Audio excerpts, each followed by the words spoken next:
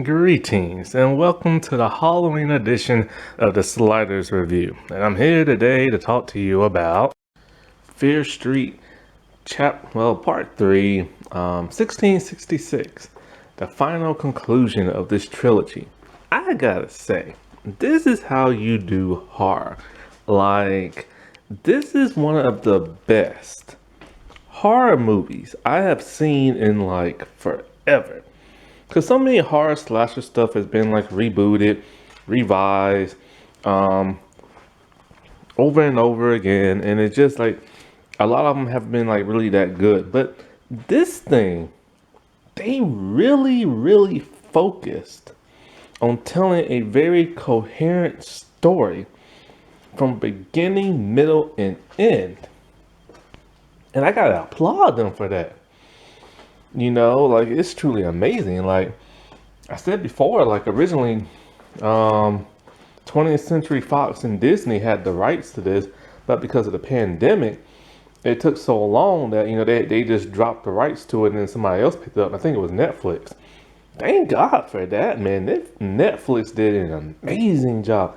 And most Netflix movies, yeah, some of them do pretty good, some of them don't. But man, like this was truly a good horror.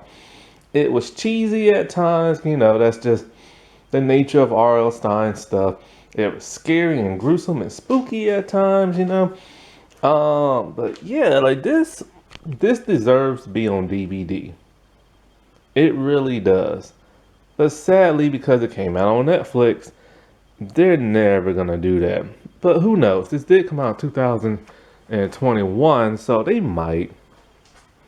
But I doubt they will, because Netflix, they really don't like putting their series out on DVD. A series on Unfortunate Events, which was great, they will not put that on DVD for some reason, because they know, see, if something is this good, they want you to stay subscribed to their app so that, you know, you'll never have to like unsubscribe and stuff like that. It's all about those Benjamins. So anyways, yeah, this takes place directly after the last movie, which, okay, when I saw it, like, they made it seem like she traveled back in time and it was in the body of Sarah Fur. No, actually, she just relived the events that Sarah lived. But instead of having another actress play Sarah, but sometimes she does as a cameo, they had the actress who plays Dina play Sarah the entire time. I gotta say, man, she gives a great performance. Like, she's good all around in the movie, but sometimes when she plays Dina, I'm just like, whatever. But man, when she plays Sarah, she deserves like an award and everything. But I will say this. It was confusing because they reused a lot of their stars for the first two movies and added them back in 1666, playing completely different people. So that came like very confusing. I didn't know those people were like related to them or like just like what. Because that didn't make sense because, like, okay, Josh is clearly black. Dina is clearly mixed with black. So it's like, okay, that's in the present. But then when they had her play Sarah, they had the Josh actor also play Sarah's brother, and then they had like a white father. That didn't make no sense to me. So I'm like, okay, is this how Sarah's fur brother is supposed to look? Or is it just like, since Dina is reliving her memories, Dina's kind of like substituting people for like people who she knows. So that's never really explained. So that's a little vague and odd. So that's why I really wish they would have got like a completely different cast for 1666. But nevertheless, it was cool to see the actress Dina play this different role, because she was a whole lot better in this than she does Dina and stuff. Like, she's good as Dina, but it's just like, sometimes she gets on my nerves as Dina, you know? But she really gave it like as Sarah. I love the accent she had. Now the dude who plays Josh, yeah, he needed to practice more on his accent. So thank God he ain't had much to say in 1666. But he's pretty cool in like the present day stuff. So we get to see how this all started and how it all came to be. Originally, I didn't like this third movie. Um, I like it. I just don't think it's as good as the first two. Like it gets a bit too comedic when they go back to the present day. Also, it took so long to tell the story of what happened in 1666 because it took a whole hour, which yeah, I guess that's fine, but it took too long to get to the actual point. And I'm just like, man, like they could have spent like 20 minutes, like telling like the lovey-dovey story between Sarah and her lover, and then they could have went to all the oh you're a witch stuff for the rest of the part. Which also, again, this is why I wish it had a different cast because it's too similar to what went on with Dina and Sam. So it's like Sarah was played by the Dina actress, and Sarah's lover was played by the Sam actress. And they went through the same parallels of them both wanting to be like lesbian lovers, and the Sam actress mother found out and didn't want them to, and then and then the guy was jealous, and then so like that caused conflict, and next thing you know, they think she's like a witch and all this other, and it was too similar to like what she went through in the present day. So I wish they would have got like two different actresses, because it like why tell the same exact story but turned a little differently, you know? Like I don't understand that.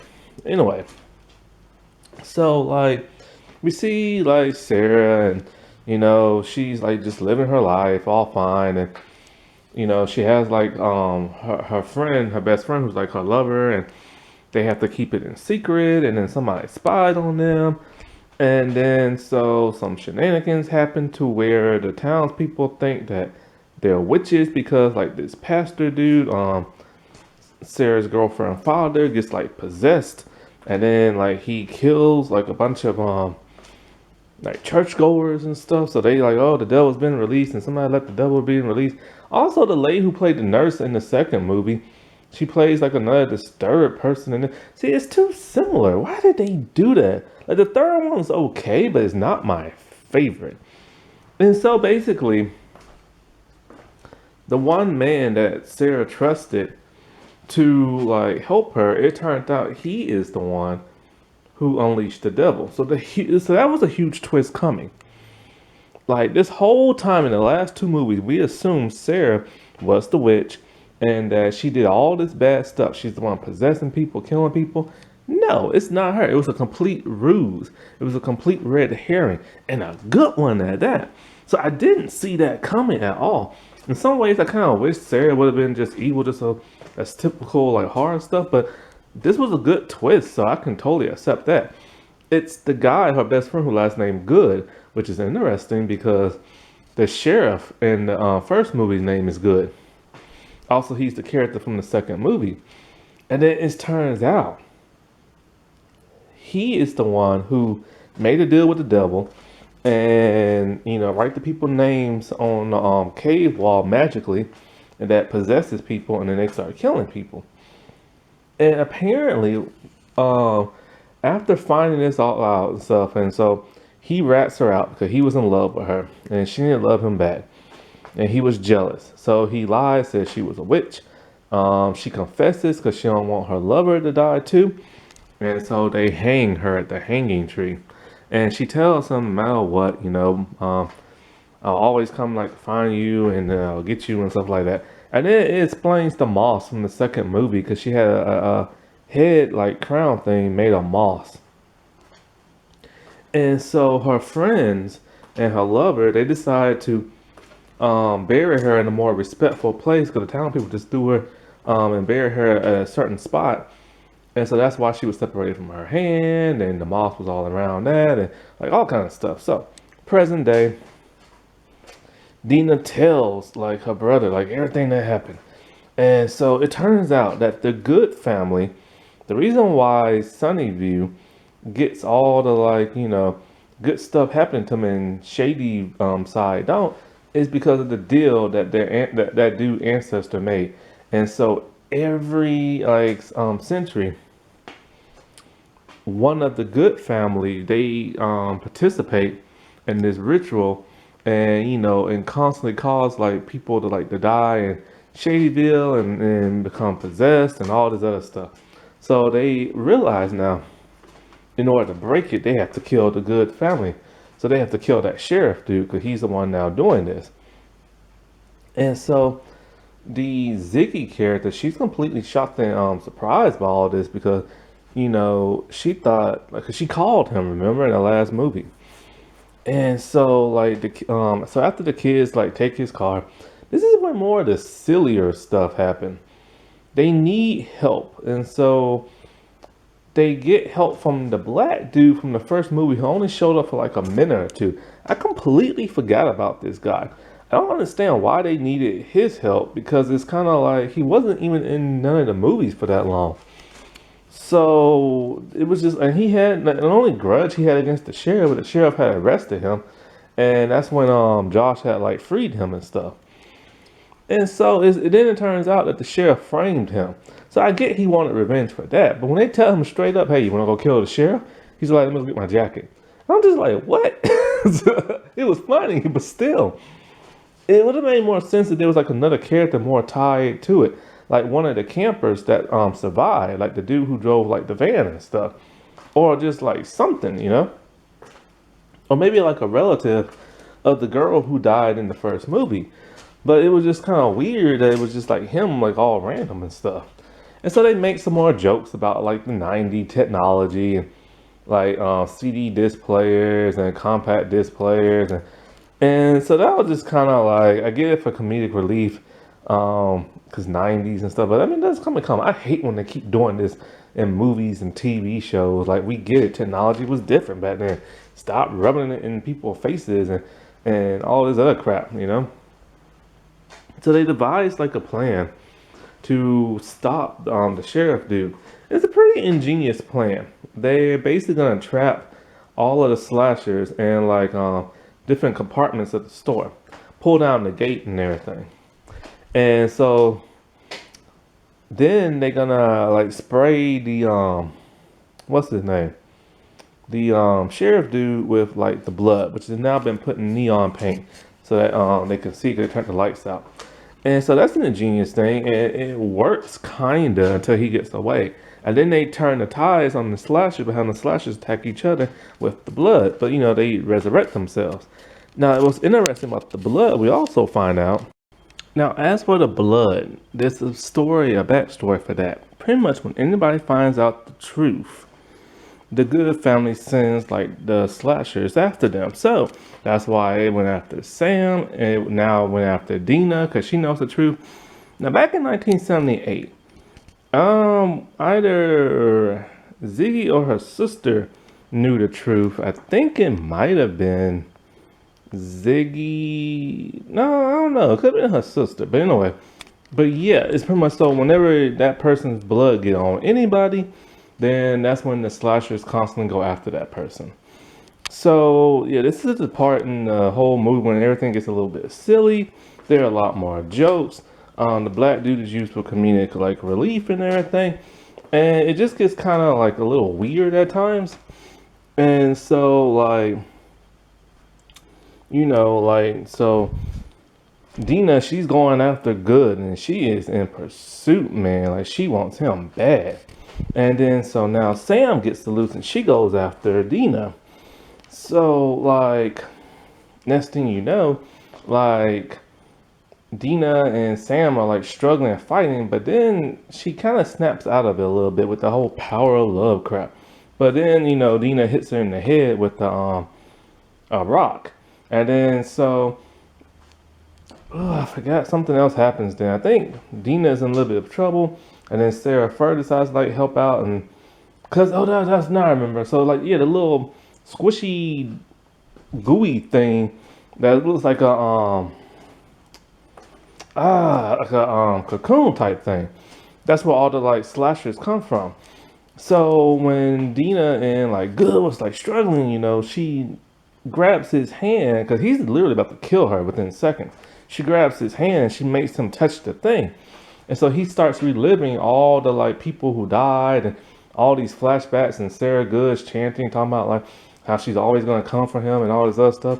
And then so it's like it's Dina. She stabs him straight through the eye and everything, and he dies. And then all the slashers like disappear. And so now Sam is completely okay. Dina and like Josh had a couple of like slash wounds, but nothing serious. And so when Dina and Sam escaped like the little like cave tunnel thing, this is what get kind of a little confusing. They're no longer in the mall. They're now at somebody's mansion and stuff. And so I think they're in the Good family house. And because we see like a family tree and stuff. And so that's how they were able to get to like the tunnels like really fast and do what they had to do.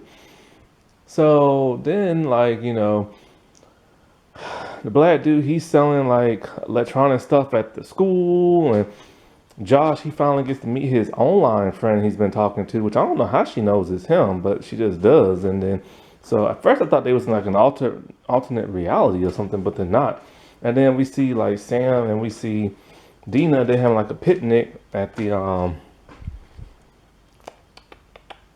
place where they found like Sarah's like body and stuff, and there's all that like red stuff, and then the ending was another twist all I can't talk. All on its own. And so like the police, they went down into the tunnels and they're marking everything off, and they left the devil book thing down there. But then all of a sudden we see somebody, we don't know who, grab the devil's book. And it's so fast you can't even tell what like race the person is.